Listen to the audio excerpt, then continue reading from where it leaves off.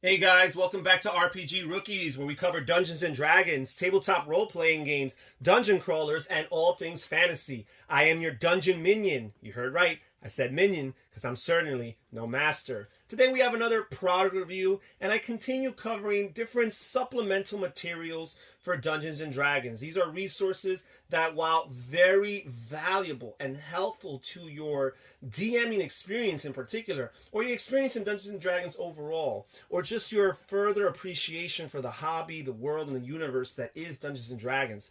At the same time, these materials are not necessary, they're not essential, but if you're looking for next step materials, these are things to consider. And this right here for 5th edition is Volo's Guide to Monsters. It says here on the bottom, immerse yourself in monster lore in this supplement for the world's greatest role-playing game. And here in the back, we have a little description of what we'll find inside. It says, research has never been so dangerous. The esteemed lore master, Volo Gedarm, is back. He has written a fantastical dissertation covering some of the most iconic monsters in the worlds of Dungeons and Dragons. But the sage of Shadowdale himself, Elminster, doesn't believe Volo gets some of the details quite right. Don't miss out as Volo and Elminster team up to illuminate the uninitiated on creatures both common and obscure. Okay, so this is a guide to monsters. So it's almost like an additional supplemental material to the D&D 5th edition monster manual. So let's see what we find inside. We always start with a table of contents. Here we have a preface. And in chapter 1 here, we have monster lore. Beholders' bad dreams come true. To those who would seek to conquer beholders or merely understand them, nearly everything about their quarry is unfathomable. These bizarre creatures are possessed of alien intelligence, inhuman forms of perception, and the ability to shape reality through force of will or even by their mere presence. Inside the comfortable confines of its subterranean lair, a beholder is nearly unassailable thanks to the combination of its peerless intellect and the brutal effects of its eye rays. Okay. So we start this section here talking about the beholders, and here it talks about their physical characteristics, things that you might not necessarily have laid out for you in the monster manual, and it gives you all these charts for rolling D6s or D12s or D4s to determine these different aspects of their physicality. So we would talk about their body diameter and their skin color and their skin texture and their eye color and their eye size, their eye stalk texture, their eye stalk shape, their mouth shape and size, and all these different physical characteristics. Then we talk about their battle tactics and what they would do in battle, how they act or react outside of combat. Not everything is about fighting. And their variant abilities here.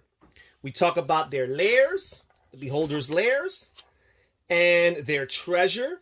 Here we have a little sample outline of what a beholder's lair might look like. Their minions and their pets. Talks here about the Xanathar Guild, and Xanathar is a particular beholder. It talks about paranoid megalomania. The Xanathar, like its forerunners, is an eye tyrant, a type of beholder that chooses to live among other creatures in a position of superiority over them. Its paranoia is kept under control most of the time, and it turns its strange mind to the pursuit of organized crime in Undermountain and Waterdeep. Then it talks here about the division of labor for the Xanathar Guild. And that's pretty much it as far as beholders. And now we have more information as far as giants are concerned. We have world shakers. Here we have some first impressions. Giants are huge, they're heavy, they're loud, they're strong. We have the children of the All-Father. In an age before human and elf, when all dragons were young, Anem, the All-Father, put the first giants upon the world. So it gives you some lore and background as to the origins of giants and how they came to be in this world. The beginning of the end, Anem's offspring, the giant Pantheon. We've got the giant tongue. We've got Mott and Mog. Two words have special significance in the giant language and the giant's worldview. Neither one of them translates directly into common or any other language because their definition encompasses several related concepts. Mat, pronounced mat, is the term giants use to describe ideas, behaviors, creatures, and objects. Mag, on the other hand, is the counterpart term, embodying what other languages call evil, unholy, dishonorable, or undesirable. Okay. So here we have a section about giants and magic, a giant's bag, champions of rock throwing, how to lay a giant low, living the giant life, gives you some examples as to how to role play a giant, and some tables to flesh out this character of the giant.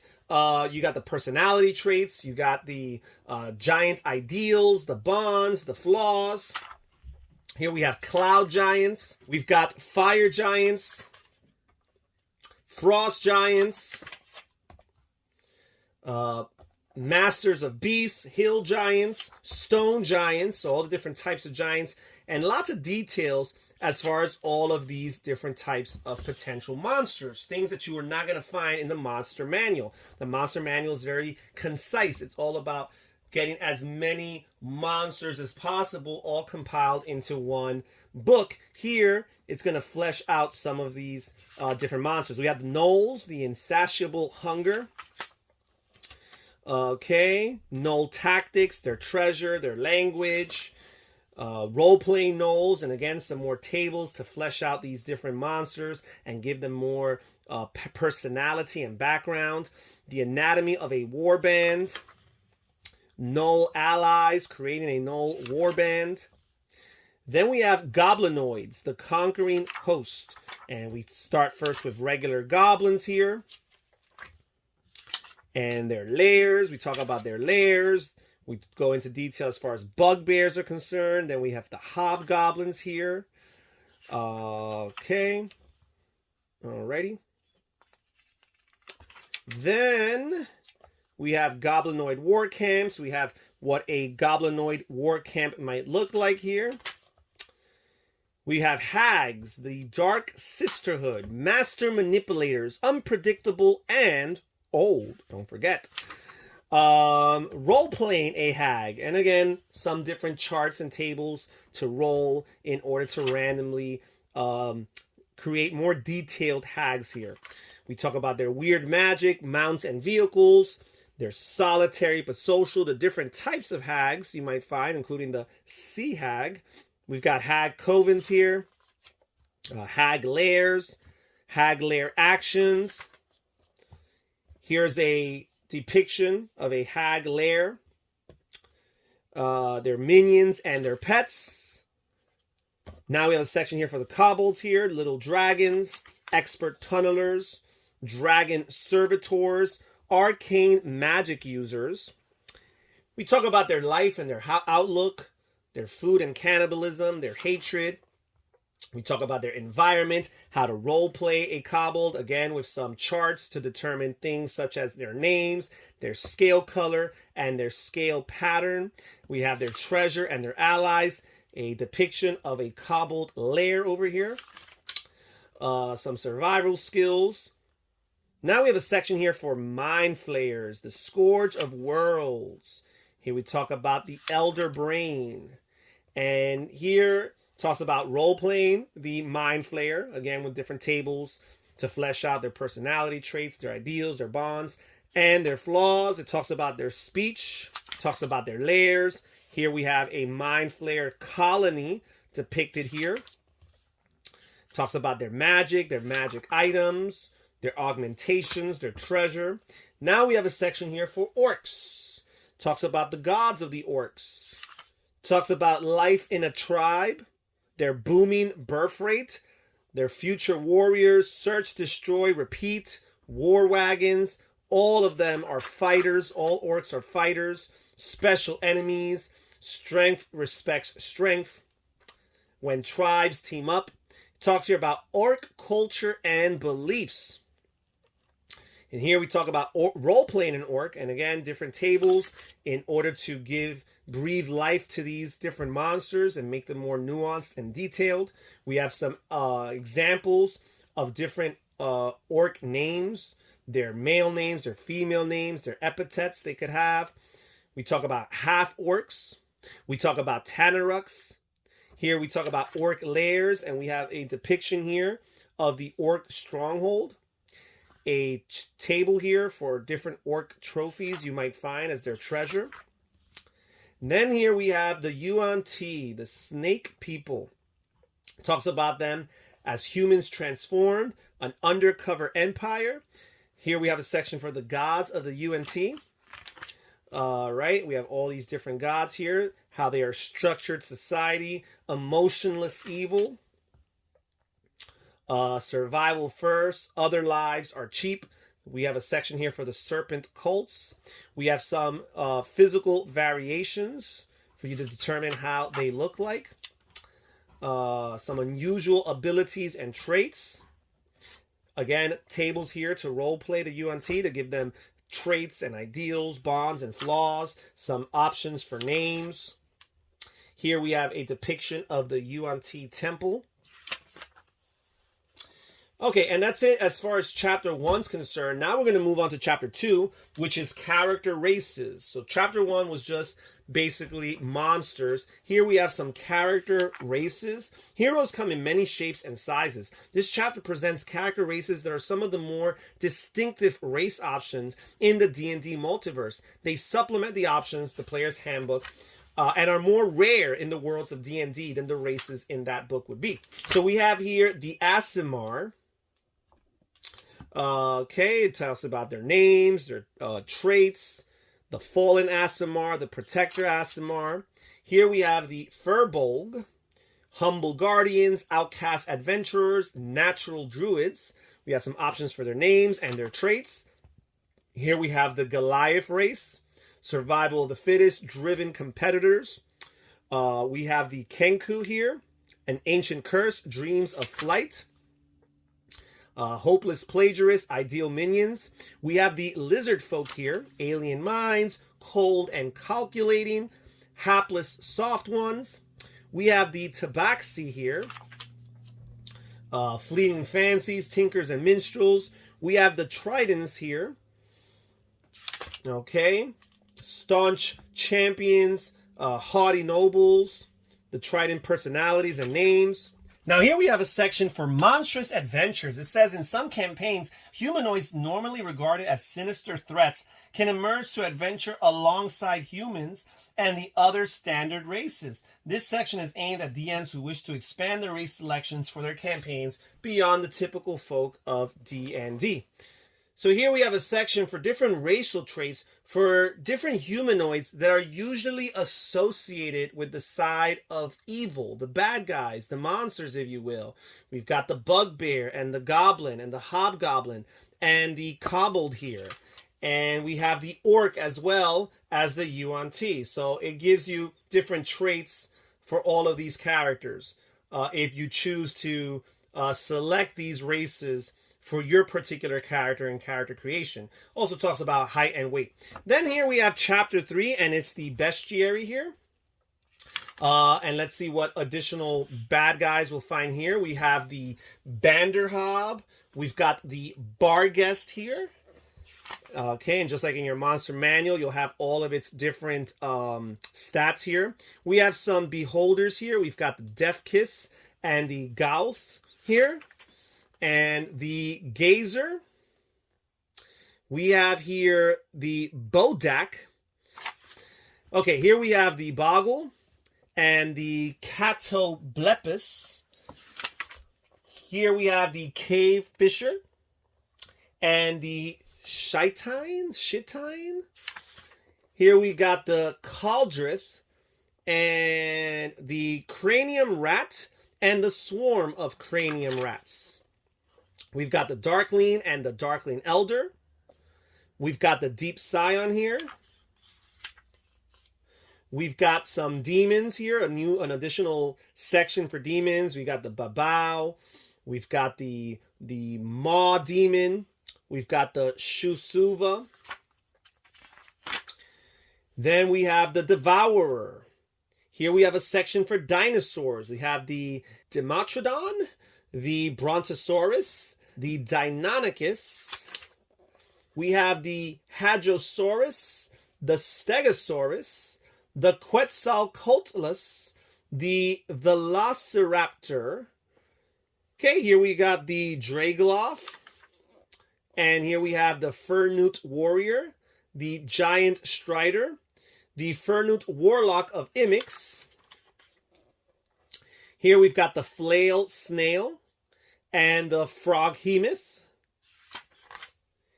Here we have a section for giants. We've got the Cloud Giant, the smiling one. We've got the Fire Giant, Dreadnought. We've got the Frost Giant, the everlasting one. We've got the Mouth of Grollantor. We've got the Stone Giant, Dreamwalker. We've got the Storm Giant, Quintessent.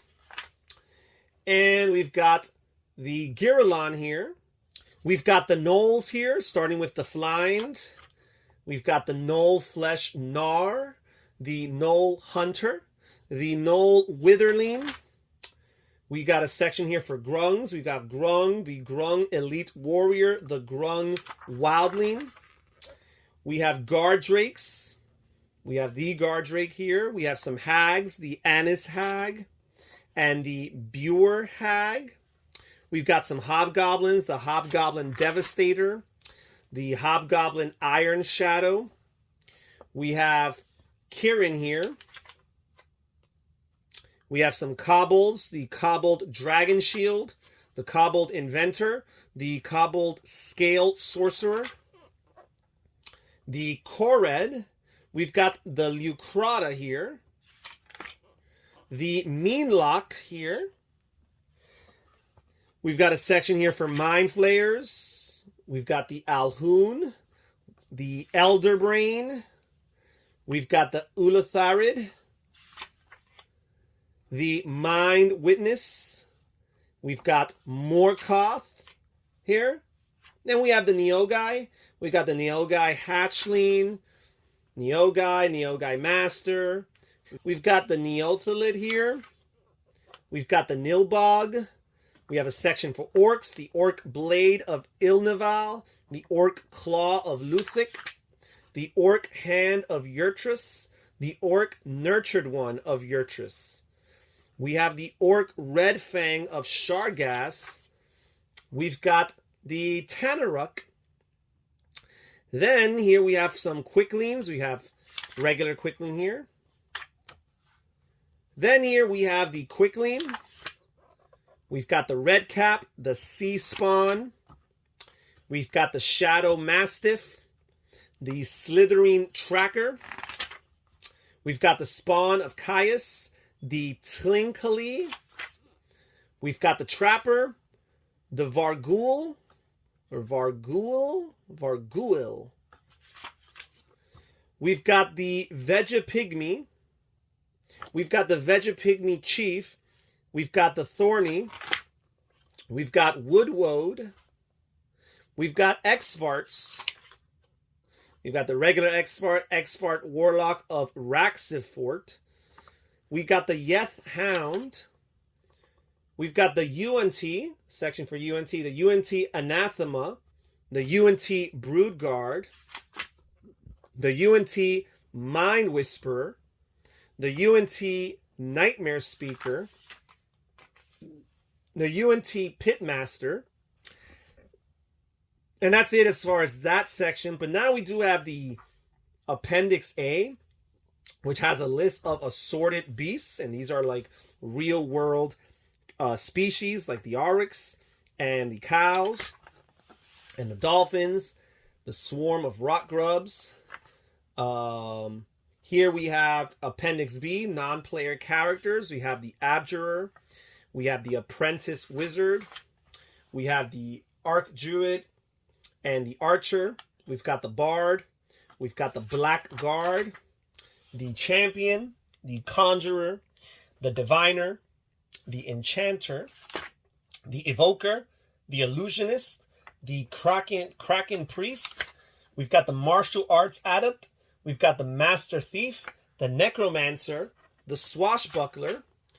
We've got the Transmuter, the War Priest, the Warlock of the Archfey, the Warlock of the Fiend, the Warlock of the Great Old One, and the Warlord.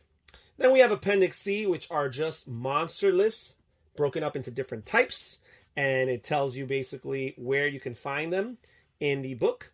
So it's like an appendix, a reference for you to check out where you will find this particular material. Creatures by environment, so they'll basically associate the different creatures with the environments that correspond to them, whether it be Arctic, coastal, desert, hill, forest, mountain, grassland, swamp creatures, underdark creatures, and urban creatures. And that's it as far as this manual is concerned. Really helpful resource for if you want to go beyond what the monster manual has to offer, besides giving you additional lore and background to some of the more recognized monsters and actual depictions of what their lairs or abodes might look like. On top of all that, you have this wonderful bestiary here, which adds additional monsters for you to use in your adventures, in your campaigns. It also adds additional material as far as some of the more rare races that you might find in the D&D world, and also options for creating characters based on races that are usually associated with the bad guys. Lots of good options here in Volo's Guide to Monsters. Check in the description down below for a link to purchase this product. Also comment and tell me what you think about this first impression. All right, well, that's it for today for RPG Rookies. Thank you for joining us. Take care, guys, and I'll see you next time. Bye-bye.